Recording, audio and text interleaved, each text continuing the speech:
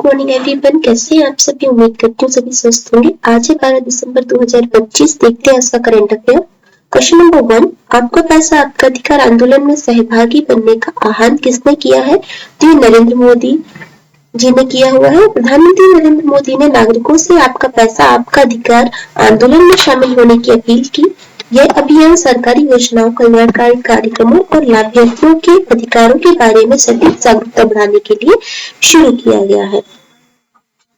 और आगे देखते हैं, इसका उद्देश्य नागरिकों को यह बताना है कि सरकार की हर सहायता, डीबीटी राशि, सब्सिडी और छात्रवृत्ति, पेंशन, बीमा लाभ योजनाएं उनका वास्तविक अधिकार है। यही आंदोलन भ्रष्टाचार, बिचौलियों और गलत सूचना को खत्म करने के लिए महत्वपूर्ण भूमिका निभाएगा।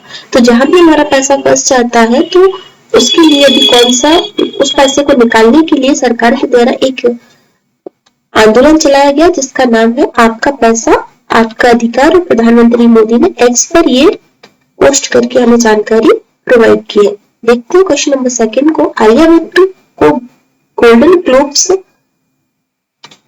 क्वेश्चन नंबर 2, आलिया भट्ट को गोल्डन ग्लोब्स होराइजन्स अवार्ड्स कहाँ प्रदान किया गया है? तो ये किया गया है जेदा, सऊदी अरब में।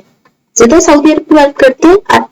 अभिनेत्री आलिया भट्ट को सऊदी अरब के जेदा में आयोजित 5वें रेड सी इंटरनेशनल फिल्म फेस्टिवल में गोल्डन ग्लोब्स होराइजन अवार्ड से सम्मानित किया गया। यह पुरस्कार उन कलाकारों को दिया जाता है जिन्होंने विश्व सिनेमा में उत्कृष्ट योगदान दिया हो और नई पहचान प्रदान की हो। ठीक है, आगे हम बात करते हैं। देखिए, आलिया भट्ट को ये अवार्ड्स क्यों दिया गया? यहाँ पे अगर हम इसकी बात करते हैं कि आलिया भट्ट को ये अवार्ड्स यहाँ पे क्यों दिया गया, तो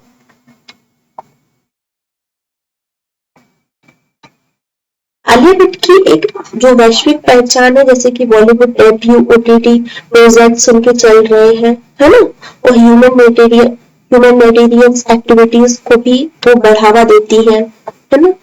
आगे हम देखते हैं, रेड सी फेस्टिवल मध्य पूर्व का सबसे बड़ा अंतर्राष्ट्रीय सिनेमा मंच है जहां एशिया, अफ्रीका और यूरोप की फिल्मों को प्रदर्शित किया जाता है। यह पुरस्कार से भारतीय सिनेमा की अंतर्राष्ट्रीय पहुंच और मजबूत होती है। आगे हम बात करते हैं क्वेश्चन नंबर 3, भारत के पहले हाइड्रोजन फ्यूल सेल वेसल का उद्घाटन कहाँ किया गया? तो ये कहाँ किया गया? ये नमो घाट वाराणसी में किया गया। इसका उद्घाटन कहाँ किया गया है? नमो घाट वाराणसी में इसका उद्घाटन किया गया है। आगे हम देखते हैं इसके बारे में। भारत का पहला, देखिए, क्या स्वदेशी निर्मित है ना, क्या है ये? स्वदेशी निर्मित है। और यहाँ पे मैं लिख देती हूँ स्वदेशी, ये भारत में ही बनाया हुआ है ना। इंडिजीनियस का मतलब क्या होता है? इंडिजीनियस का मतलब होता है स्वदेशी। हाइड्रोजन फ्यूल सेल वेसल, स्वदेशी निर्मित हाइड्रोजन संचालित जहाज। ये नमो घाट वाराणसी में लॉन्च किया गया। यह जहाज ग्रीन हाइड्रोजन पर चलता है जिससे कार्बन उत्सर्जन लगभग शून्य होता है। यह भारत की ग्रीन शिपिंग मिशन, राष्ट्रीय हाइड्रोजन मिशन और पर्यावरणीय स्थिरता के लिए बड़ी उपलब्धि है। यह पूरी तरह से मेक इन इंडिया और आत्मनिर्भर भारत के तहत विकसित किया गया। इससे भारत भविष्य में हाइड्रोजन आधारित जल परिवहन में अग्रणी देशों में शामिल होगा। और अभी बात करते हैं क्वेश्चन नंबर 4 की। 10 दिसंबर 2025 को प्रधानमंत्री ने किस महान नेता की जयंती मनाई है? तो चक्रवर्ती राजगोपालाचारी की मनाई है, जो भारत के प्रथम स्वतंत्र भारत के प्रथम गवर्नर थे, है ना।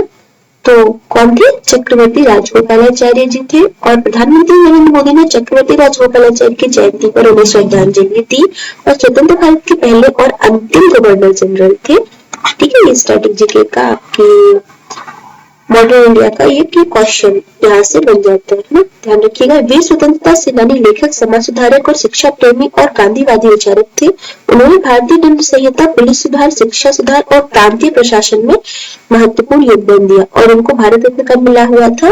1954 को उनको भारत रत्न से भी सम्मानित किया जा चुका है। क्वेश्चन नंबर 5 देखते हैं। यूएनईपी का चैंपियंस ऑफ द अर्थ 2025 सम्मान किसे मिला है? ये सुप्रिया साहू को मिला है और ये एक वरिष्ठ आईएएस अधिकारी है। आगे हम बात करते हैं champions of the earth award के बारे में, तो देखिए, अच्छा उनके बारे में बात करते हैं, सुप्रिया साहू के बारे में। Champions of the earth award ये संयुक्त राष्ट्र के द्वारा पर्यावरण में जो सहयोग करते हैं उनको दिया जाता है।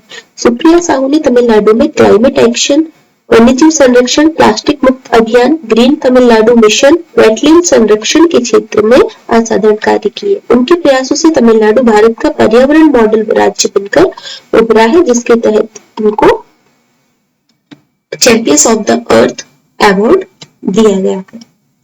आगे हम बात करते हैं व्हाइट सर्किट 2025 किसने जीता है? ये जीता है आर प्रज्ञानंद ने जीता है। किसने जीता है? आर प्रज्ञानंद ने जीता हुआ है। और आर प्रज्ञानंद वर्षों में विश्व के जो शीर्ष खिलाड़ी थे, जैसे कि काल्सर या नाकामोरा, बिग लेरेन को कई बार हराकर सुर्खियों में रह चुके हैं। उनकी जीत भारत को वैश्विक शतरंज के शीर्ष राष्ट्रों में स्थापित करती है। वह भारत के सबसे युवा विश्व स्तरीय ग्रैंड मास्टरों में से एक है। फाइट की बात करते हैं, यहाँ पे हम देखते हैं, देखिए इसका फुल फॉर्म होता है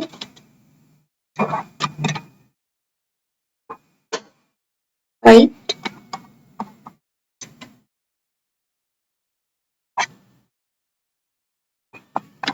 फेडरेशन इंटरनेशनल डेस्क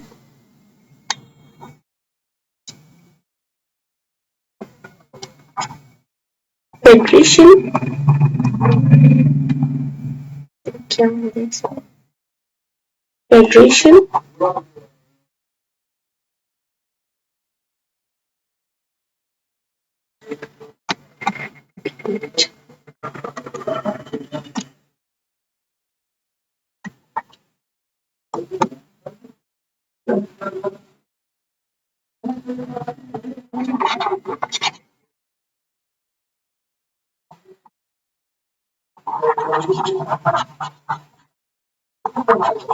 क्या हो रहा है इसमें? ये काम नहीं करता। चलिए देखिए, अंतरराष्ट्रीय शतरंज महासंघ फेडरेशन इंटरनेशनल टेस्ट एचएक्स इसका फुल फॉर्म होता है, और इसकी स्थापना 20 जुलाई 1924 को पेरिस में हुई थी। ठीक है, और 20 जुलाई को ही हम क्या मनाते हैं? अंतरराष्ट्रीय शतरंज दिवस मनाते हैं।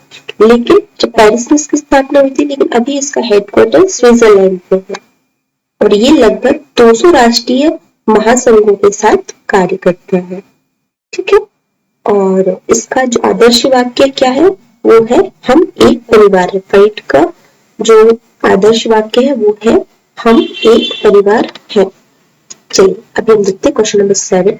टाइम्स मैगजीन के एथलीट ऑफ द ईयर 2025 किसे चुना गया? ये चुना गया एल्सा विल्सन को। ये एक अमेरिकी खिलाड़ी है जो बास्केटबॉल खेलती है। टाइम्स मैगजीन ने 2025 के लिए एल्सा विल्सन को एथलीट ऑफ द ईयर चुना है। वह अमेरिका की प्रसिद्ध विमेन नेशनल बास्केटबॉल एसोसिएशन की खिलाड़ी है। उन्होंने 2025 में अपनी टीम को कई महत्वपूर्ण जीत दिलाई और शानदार प्रदर्शन किया, है ना।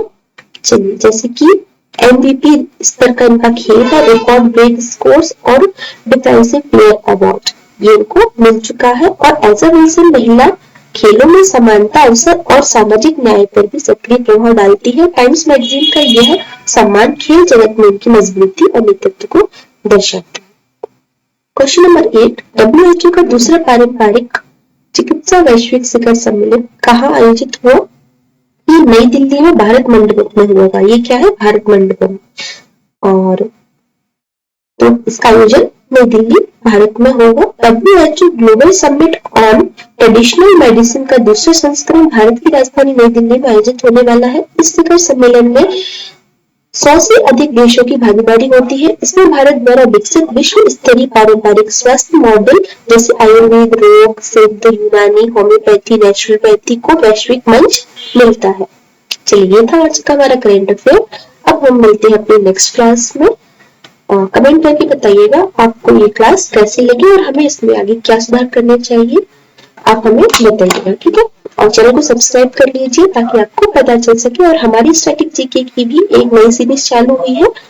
तो अब हम मिलते हैं अपने नेक्स्ट क्लास में। धन्यवाद।